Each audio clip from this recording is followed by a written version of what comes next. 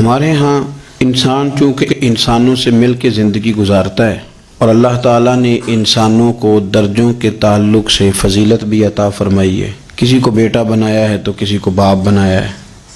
کسی کو چھوٹا بھائی بنایا ہے تو کسی کو بڑا بھائی بنایا ہے۔ اللہ تبارک و تعالیٰ نے درجوں کے تعلق سے فضیلت دی، استاد بنا دیے، بزرگ بنا دیے، عالم بنا دیے، اللہ نے فضیلت دی۔ ایک فضیلت وہ ہے جو اللہ نے دی، اور کچھ خیال لوگوں کا اپنا ہے کہ مجھے فضیلت ملنی چاہیے، میرا اعزاز ہونا چاہیے۔ اس میں پھر یہ ہوتا ہے کہ ایک تو انسان اس ارادے کی بنیاد پر کمزور ہو جاتا ہے، ایسی حرکات بھی کر جاتا ہے جس پر اس کا دل اور اس کا ضمیر اسے ملامت کرتا ہے، لیکن اسے شہرت چاہیے ہوتی ہے، وہ بھاگتا پھرتا ہے۔ کئی دفعہ یوں بھی ہوتا ہے کہ مقصود چونکہ شہرت ہوتی ہے، مقصود چونکہ دنیا داری ہوتی ہے،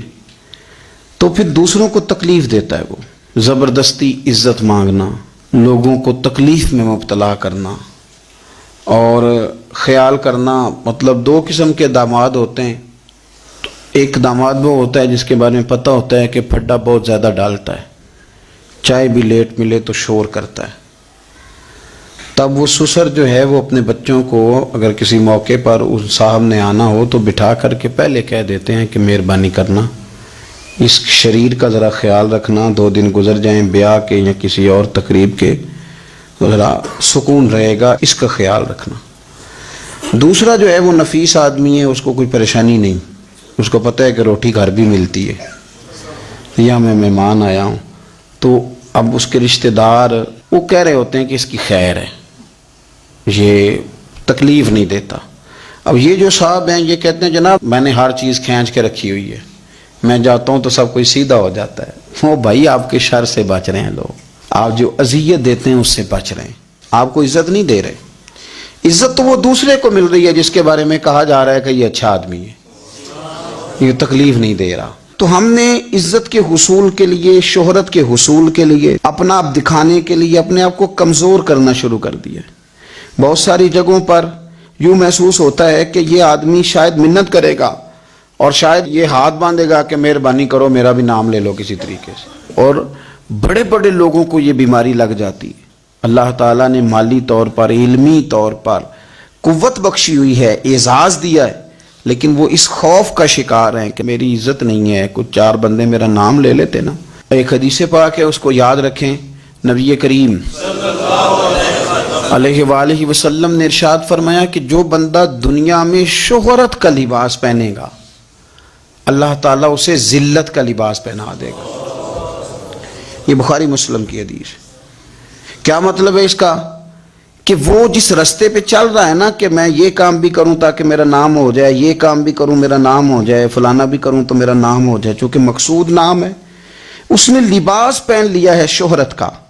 ارادہ کر لیا ہے شہرت کا۔ مانا یہ کہ اس نے اپنے اوپر طاری کر لی ہے، جس طرح لباس پورے وجود پہ ڈھانپ لیتا ہے، اس طرح اس نے شہرت ہی شہرت اپنے اوپر طاری کر لیا، تو پھر رب اسے رسوا کر دے گا۔ دیکھیں، میں آج جو بات خاص کر کے عرض کرنا چاہ رہا ہوں، میں یہ سمجھتا ہوں کہ اس میں زیادہ دینداروں کو ضرورت ہوتی ہے بچنے کی۔ ایک بندہ اس نے حج کیا ہی نہیں تو اس نے حفاظت کیا کرنی، لیکن جس نے حج کیا ہے اس نے اپنے حج کی حفاظت بھی کرنی۔ ایک صاحب یہ ہیں کہ جنہوں نے دین کا نام لیا ہی نہیں، اور ایک وہ صاحب ہیں جنہوں نے یہ کہا ہے کہ میں باشرہ ہوں، میں امامے والا ہوں، میں داڑھی والا ہوں، میں کرتے والا ہوں، میں فلاں صاحب ہوں۔ تو آپ بجائے اس کے کہ بغیر داڑھی والے پر طنز کر رہے ہیں، آپ نے اپنے آپ کو محفوظ کرنا ہے،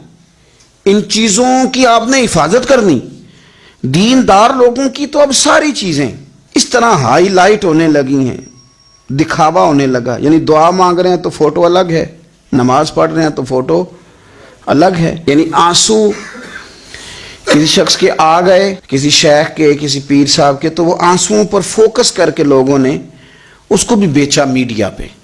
فلانا آدمی رو پڑا، فلانے آدمی نے رلا دیا۔ یہ تو اللہ کے ساتھ رشتہ ہے بندے کا، اب اس کو بھی فار سیل کریں گے، اس کو بھی۔ حضرت عمر فاروق رضی اللہ تعالیٰ عنہ مسجد میں تشریف لائے تو ایک صاحب بیٹھ کر بڑے زور سے رو رہے تھے لوگوں کے بیچ، اللہ کو منا رہے تھے، درد کی بات کر رہے تھے، سوز کی بات کر رہے تھے، اللہ معاف کر دے، اور تڑپ رہے تھے، اور مجمع بڑا تھا اور ہر آدمی پلٹ پلٹ کے انہی کی جانب دیکھتا تھا۔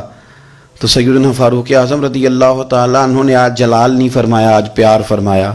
اس کے قریب گئے، جب وہ فارغ ہو گیا اس کو تھپکی دی، فرمانے لگے یہ جو تم نے لوگوں کے بیچ بیٹھ کے کیا ہے نا، اور تیری داڑھی آنسوؤں سے بھر گئی ہے، یہ 2 قطرے آنسوؤں کے تو اکیلے میں بیٹھ کے بہا دیتا تو رب تیرے اوپر خاص رحمت کا نزول فرما دے۔ کچھ ضروری ہے کہ یہاں جو ہے تو نے بتانا ہے کہ میں بڑا مطلب عاشق رسول ہوں اور میں نے جناب بڑے آنسو بہائے ہیں نعت شریف پہ؟ آ جائے، رونا تو آ گیا،